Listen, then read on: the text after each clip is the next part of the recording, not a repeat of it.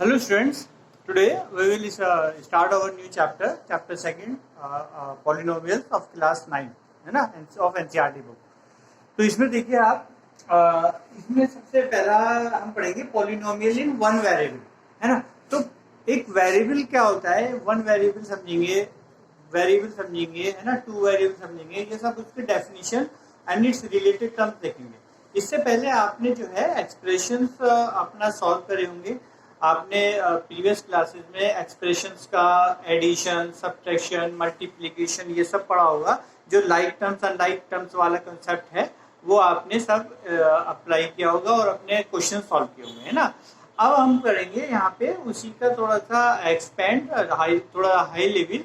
उसमें है polynomial in one variable क्या होता है ना। वेरिएबल क्या होता है? वेरिएबल बेटा होता है कि कोई भी चीज जो एक वैल्यू अपनी चेंज कर सकती है ना, और उसको कहते हैं वेरिएबल। और वेरिएबल को हम जो चेंज कर सकते हैं तो नॉर्मली अल्फाबेट्स से डिनोट करते हैं, जैसे एक्स, वाई, जेड एक्सेट्रा। ये बात समझ में आ गई। नेक्स्ट, जैसे फॉर एग्जांपल कुछ हम पॉलिनोमियल पे ध्यान देते हैं। सपोज ये एक पॉलिनोमियल है, ये एक पॉलिनोमियल है, ये एक पॉलिनोमियल है, ये एक पॉलिनोमियल है ना। इसमें देखिए 2x, 3x, -x, -1/2x, है ना।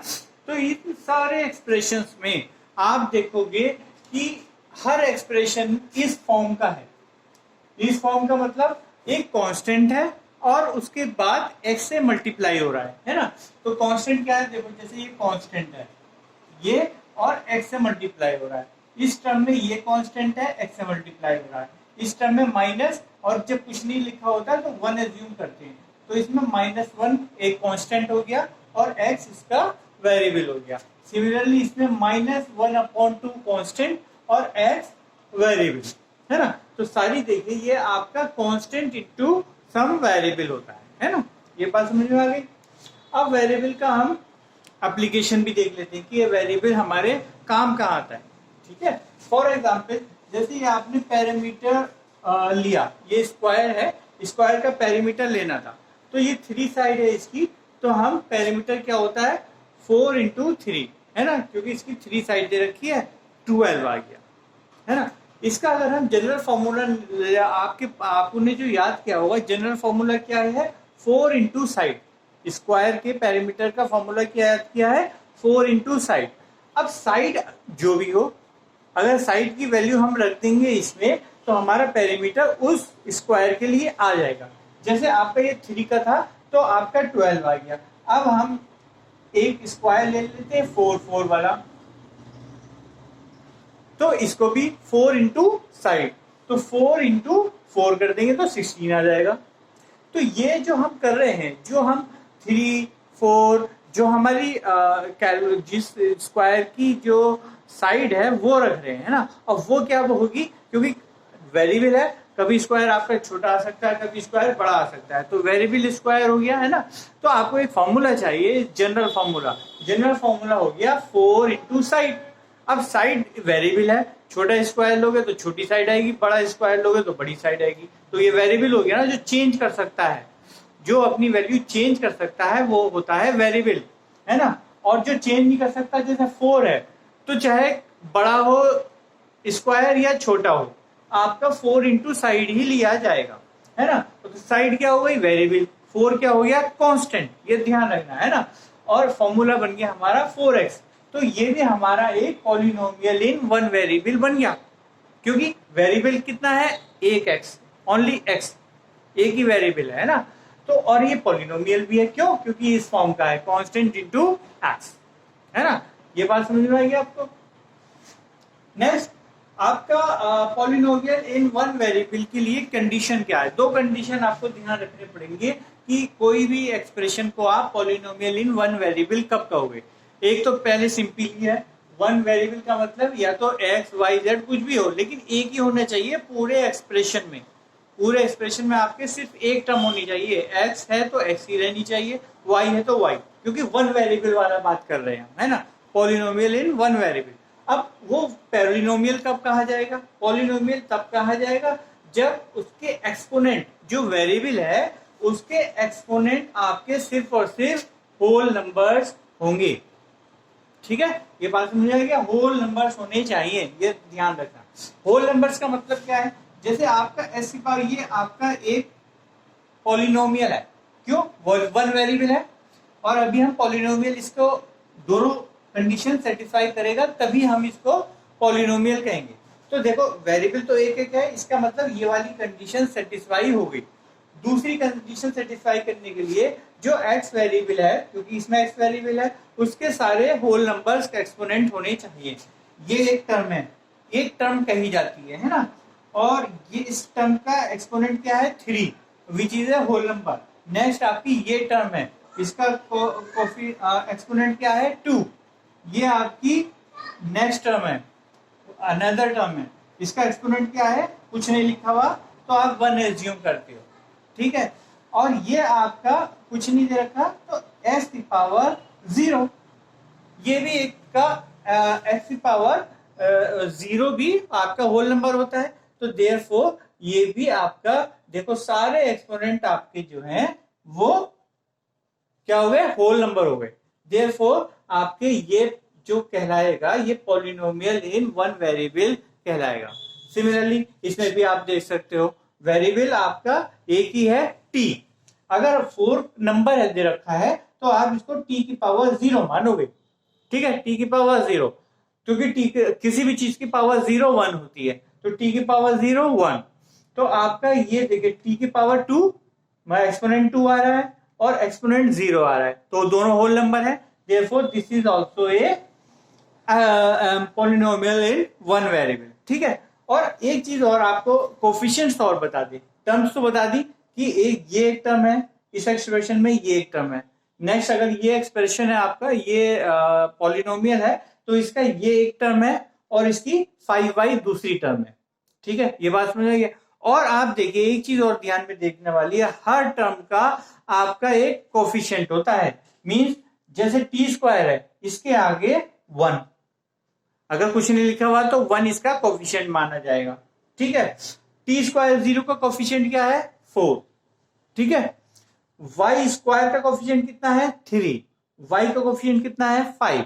इस तरह से हम इसके ये जो आगे लिखा रहता है, जिसके साथ ये जुड़ा रहता है मल्टीप्लाई होके, है ना, जिसके साथ ये अटैच रहता है मल्टीप्लीकेशन से, वो कांस्टेंट आपका उसका क्या कहलाता है, कोफिशिएंट। ये बात समझ में आ गई। Let us discuss some more examples.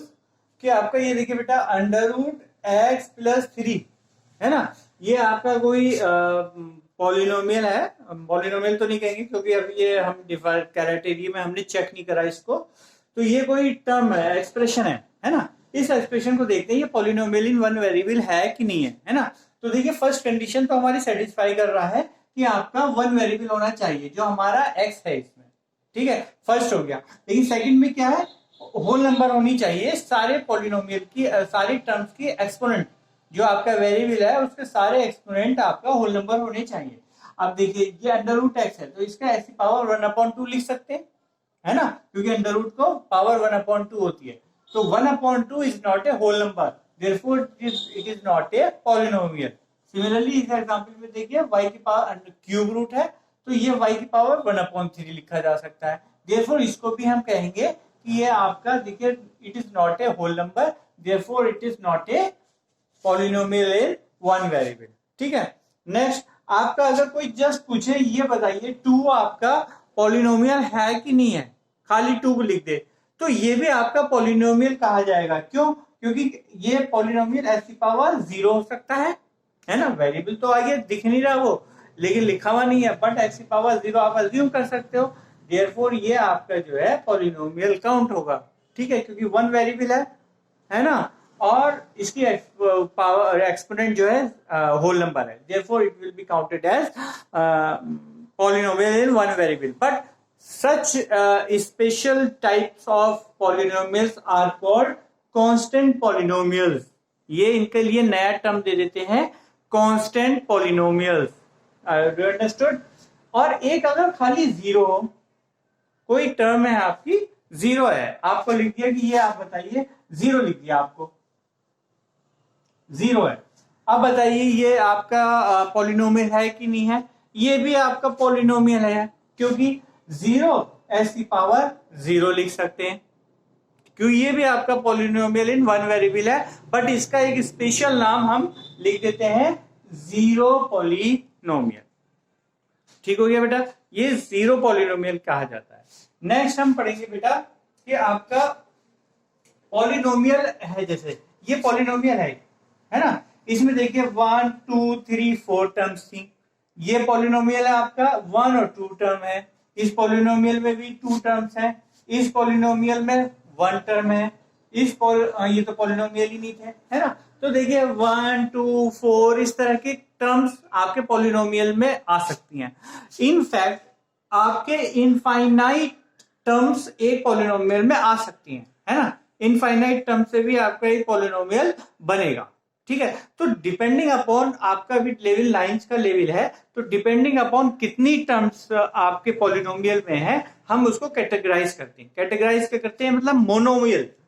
Monomial का क्या मतलब होता है बेटा, मोनो मीन सिंगल, तो जिसमें सिंगल टर्म होती है वो कहलाता है आपका मोनोमियल। फॉर एग्जाम्पल 2x है, तो ये क्या हो गया बेटा, मोनोमियल। मोनोमियल मीन सिंगल, ठीक है। अगर 2 टर्म्स हैं 2x + 1, तो ये क्या हो गया, बाइनोमियल, ठीक है बेटा, ये क्या हो गया, बाइनोमियल, क्योंकि बाई का मतलब होता है 2।